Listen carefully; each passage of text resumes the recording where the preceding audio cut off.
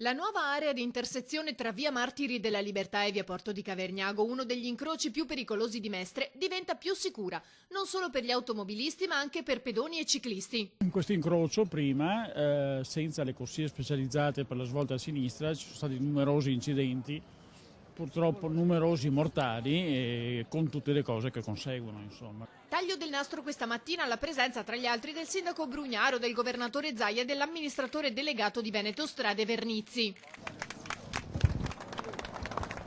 2.100.000 euro, una bella operazione, soprattutto riuscita bene perché consegnata anche con dei giorni di anticipo, un preventivo contrattuale di 540 giorni di lavoro consegnata dopo 380 giorni. Nell'incrocio sono state realizzate 2 nuove corsie, una per ogni senso di marcia, dedicate ai veicoli che devono svoltare a sinistra, e si è proceduto alla ricalibratura dell'intera intersezione con la realizzazione di un nuovo percorso ciclopedonale e la sistemazione di vari sottoservizi. Un cantiere che ha visto molte donne protagoniste.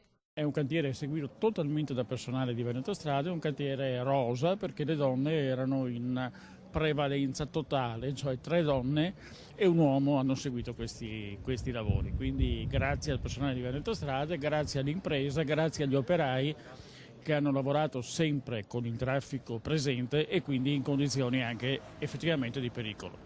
Un'ultima cosa, vi ricordo che questo cantiere ha avuto il premio Cantiere Sicuro dal Comitato Paritetico per la Sicurezza della Provincia di Venezia. Tenete conto che questo è stato uno dei primi problemi che è arrivato sulla mia scrivania quando io sono diventata assessore, con delle forti proteste da parte del comitato sulla necessità di mettere in sicurezza questo incrocio e ovviamente proteste che erano anche fondate. Quindi sono assolutamente contenta che oggi, grazie all'impegno e al lavoro di donne, oltre che degli uomini, siamo arrivati a tagliare il nastro e a dare delle risposte al territorio, perché questo è quello che più importa.